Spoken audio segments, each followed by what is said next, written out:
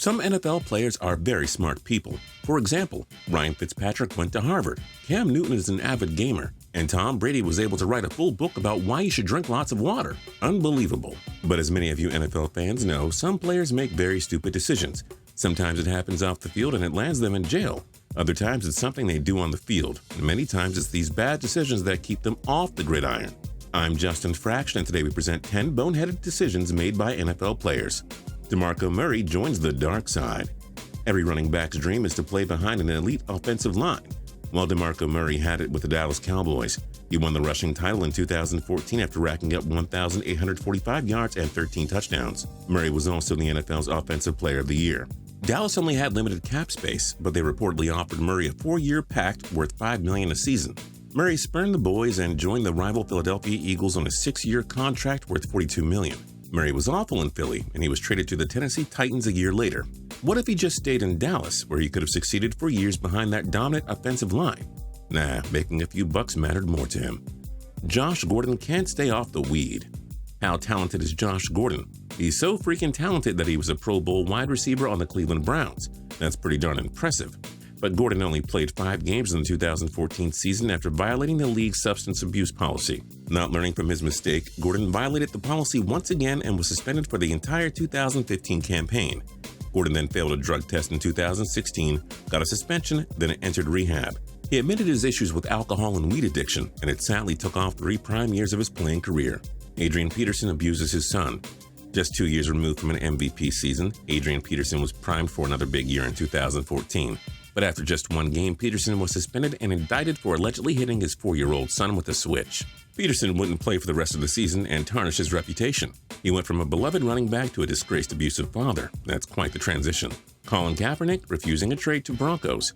With Peyton Manning retiring, the Super Bowl champion Denver Broncos were desperate for a new quarterback in 2016. They eyed Colin Kaepernick, who became a backup and was an afterthought for the San Francisco 49ers. But Kaepernick wasn't willing to take a pay cut and chose to stay on the bench instead of playing for the defending champs. Kaepernick left the 49ers after the 2016 season. He has since looked for a job that he may never get again. Maybe take less money and just start for a championship contender, Colin. Russell Wilson throws the ball. Russell Wilson is already the greatest quarterback the Seattle Seahawks have ever had. He helped his team win a Super Bowl in just his 2nd season. He's established himself as one of the NFL's best. However, nobody can help but remember the past that may ultimately define his career. Needing just 1 yard to win Super Bowl 49, Wilson made a fateful pass that was picked off by Malcolm Butler. I don't care what Pete Carroll said. Wilson could have just changed the play or not tried to force such a dangerous pass. It was one of the dumbest decisions in NFL history, period. Brock Osweiler spurns Broncos for Texans. Brock Osweiler replaced Peyton Manning for 6 games during the 2015 season. He went 4-2 but lost the starter's job in Week 17. Denver rode Manning all the way to a Super Bowl 50 championship. When the Sheriff retired, John Elway tried extending Osweiler to be the franchise quarterback, but he was still sour over being benched and he left for the Houston Texans on a 4-year deal worth $72 million. Osweiler was awful in Houston and was traded to Cleveland, where dreams go to die. He was released and signed with Denver, but his days as a starter are probably long gone. Probably should have just stayed in Denver while he had the chance. Matt Forte choosing Jets over Patriots.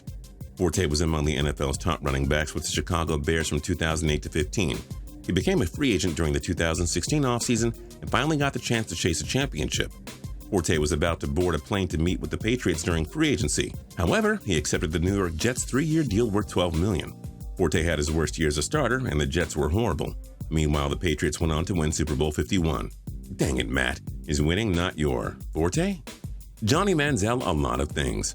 Drafted 22nd overall by the Cleveland Browns in 2014, the former Heisman Trophy winner was one of the most polarizing prospects in recent memory. Everyone knows that Manziel had the talent to be a star in the NFL, but he didn't take it seriously. Manziel partied excessively and kept breaking curfew. He even went to Vegas and dressed up in disguise so he could party. Oh, and he rode on an inflatable swan while partying once. And he skipped out on concussion protocol. The Browns released Manziel after the 2016 season. Too much partying and he never took his job seriously. He hasn't been signed by a team since, and we can't say we're surprised. Aldon Smith's bomb threat. A former cornerstone of the San Francisco 49ers, Smith helped them reach 3 NFC championships plus Super Bowl 47. But during the 2014 offseason, Smith opted to throw his career away. He lied to authorities about carrying a bomb at the LA International Airport. Charges were never filed, but he was given a 9-game suspension. You have to be a real bonehead to make a false bomb threat at an airport.